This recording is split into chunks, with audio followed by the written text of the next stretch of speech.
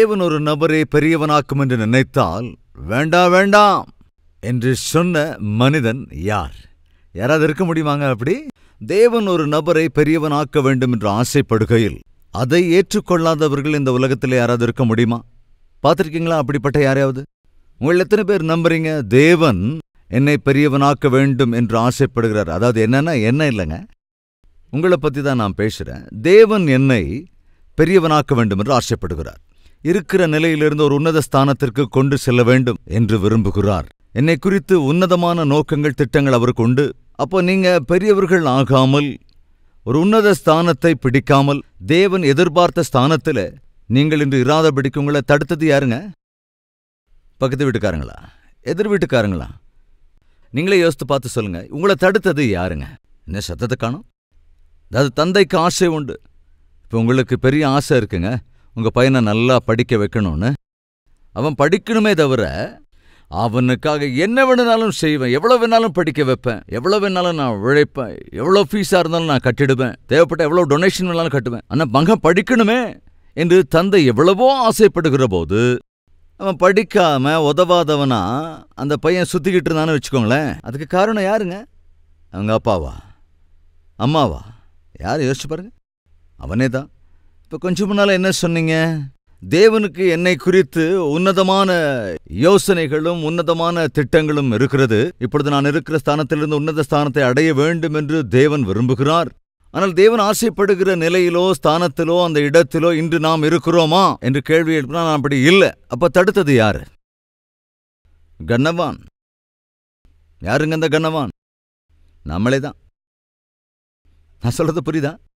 உண்மையில நம்முடைய வாழ்க்கையில இருக்கிற ஸ்தானத்திலிருந்து உன்னத ஸ்தானத்தை எட்டாமல் தடையாக இருப்பது வேற யாரும் இல்லைங்க, நீதான். உன்னுடைய வாழ்க்கை நல்லா இல்லாம போறதுக்கான காரணம் யாரு? நீதான். எக்ஸாம்ல ஃபெயில் ஆகிறதுக்கு காரணம் யாரு? நீதான். இன்னைக்கு எந்த வேலை வெட்டி இல்லாம உருப்படாம சுத்திக்கிட்டு இருக்கிறதுக்கு காரணம் யாரு? நீதான். உன்னுடைய வாழ்க்கையை நாசம் பண்ணி கொண்டது யார்? சொல்லுங்களேன். ஹிட்லரா? வேற யாருங்க? நேபுகாத் நேச்சரா? அலெக்சாண்டரா? யார் நாசம் பண்ணது உன் வாழ்க்கைய? நீயே தான். தயவு செஞ்சு புரிஞ்சுக்கணும். இன்று உன்னுடைய வாழ்க்கையில இருக்கிற நிலையிலிருந்து உன்னத ஸ்தானத்தை அடையாமல் இருக்கிறாய் என்றால் நீயேதான் உன்னுடைய வாழ்க்கையை நாசம் பண்ணி கொண்டிருக்கிறாய். இதை மட்டும் மறந்துடவே கூடாது. ஸோ இந்த உண்மையை இன்று நாம் அங்கீகரிக்க வேண்டும். அதே சமயத்தில் வேதாகமத்தில் ஒரு நபரை தேவன் ஒரு பெரிய தலைவனாக்க வேண்டும் என்று ஆசைப்பட்ட வேளையில் அந்த நபர் எப்படியெல்லாம் தடையான்னு நாம் பாருங்க. பார்க்கலாம் வாங்க. யாத்திராகமம் 3வது அதிகாரம் 1வது வசனம். மோசே மீதியான் தேசத்து ஆசாரியனாயிருந்த தன் மாமனாகிய எத்திரோவின் ஆடுகளை மேய்த்து வந்தான். அவைகளை வனாந்திரத்தின் பின்புறத்திலே ஓட்டி தேவ பர்வதமாகிய ஓரேப் மட்டும் வந்தான். தயவு செஞ்சு கவனிக்கணும். சுமார் 40 வருடங்களுக்கு முன்பு மோசேக்கு திருமணம் நடந்திருக்கு. அந்த 40 ஆண்டுகளாக அந்த வனாந்திரத்துல ஆடு மேய்ச்சிக்கிட்டு இருக்கான். இன்னொரு காரணம் என்னன்னா, 40 ஆண்டுகளாக ஆடு மேய்த்து கொண்டிருந்த போதும் தனக்கென்று ஒரு ஆடு கூட இருக்கலங்க.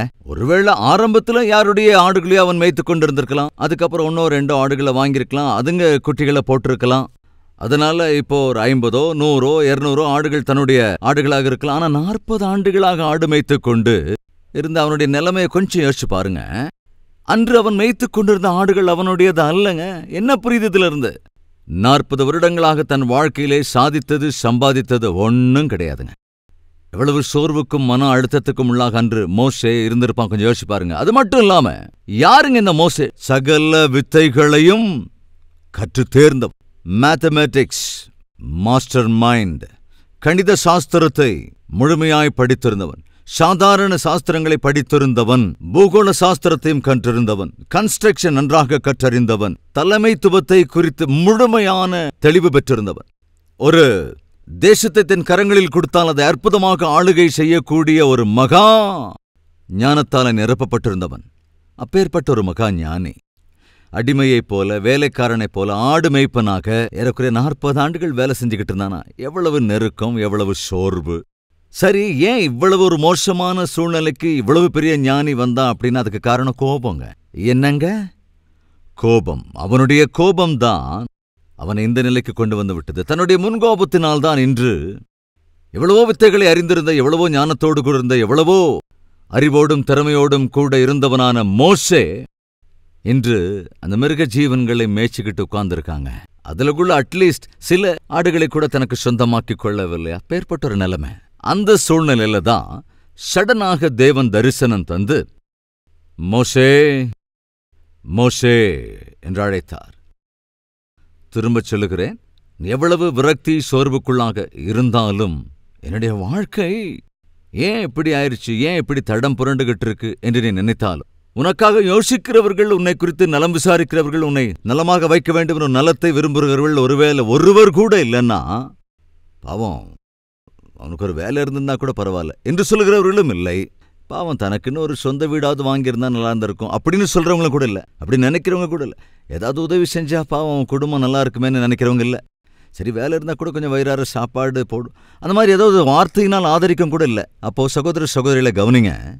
உன்னை குறித்து யோசிப்போர் இல்லாமல் போனாலும், உனக்கு உதவி செய்ய நினைப்போர் இல்லாமல் போனாலும், உன்னோடு கூட உனக்கு துணையாய் நிற்போர் இல்லாமல் போனாலும், உனக்கு ஒரு நல்ல செய்தி சொல்ல விரும்புகிறேன். அது என்னவென்றால், பிரபஞ்சத்தை ஆளுகை செய்கிற தேவன் மாத்திரம் உன்னை குறித்து யோசித்துக் கொண்டே இருக்கிறார். உன்னுடைய நிலை எதுவாக இருந்தாலும், எப்பேற்பட்ட மோசமான நிலைமைக்குள் இருந்தாலும், தேவன் உன்னை குறித்து யோசித்துக் கொண்டிருக்கிறார். அதில் சந்தேகமே இல்லை. தேவன் சொல்லுகிறார், என்னுடைய வார்த்தையை நீ பிடித்துக் கொண்டால் போதும், என்னை நீ நம்பினால் போதும், உன்னை கொண்டு நான் செய்தவைகளை நான் செய்தே தீருவேன். நம்புவோர் இருப்பீர்கள் என்றால் என்னோடு கூட ஜெபத்தில் ஒருமனப்படுகிறீர்களா? வாருங்கள், ஆண்டவரை நோக்கி பார்க்கலாம்.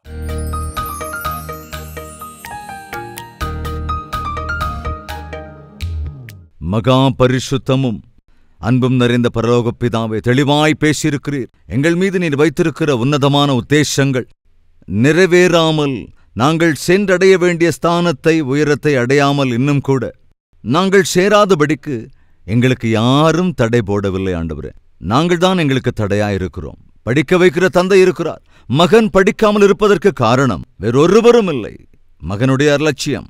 அதே போல முன்னேற வேண்டும் என்று நான் ஆசைப்பட்டாலும், வேலை எழுப்ப வேண்டும் என்று நீர் விரும்பினாலும், ஒன்றுக்கு உதவாமல் போனதற்கு காரணம் என்னுடைய அலட்சியம்தான். ஒத்துக்கொள்ளுகிறேன்.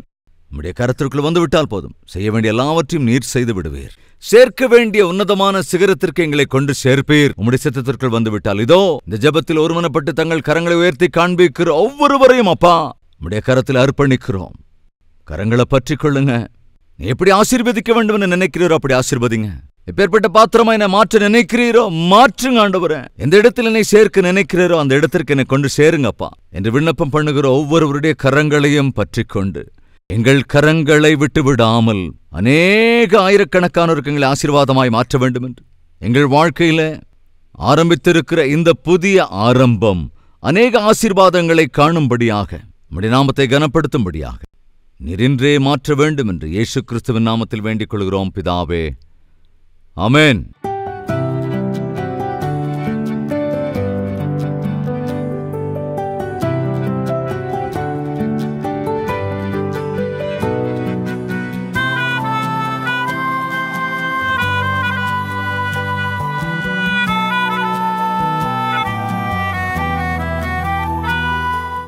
இந்த சுருக்கமான செய்தி உங்களுக்கு ஆசீர்வாதமாக இருந்திருக்கும் என்றால் பிறருக்கும் ஷேர் செய்யுங்கள், லைக் செய்யுங்கள். அதோடு கூட உங்களுடைய கமெண்ட்டையும் எழுதுங்கள். தேவனுக்கு சித்தமானால் நாளை மறுபடியும் நாம் சந்திக்கலாம். ஷலோம்.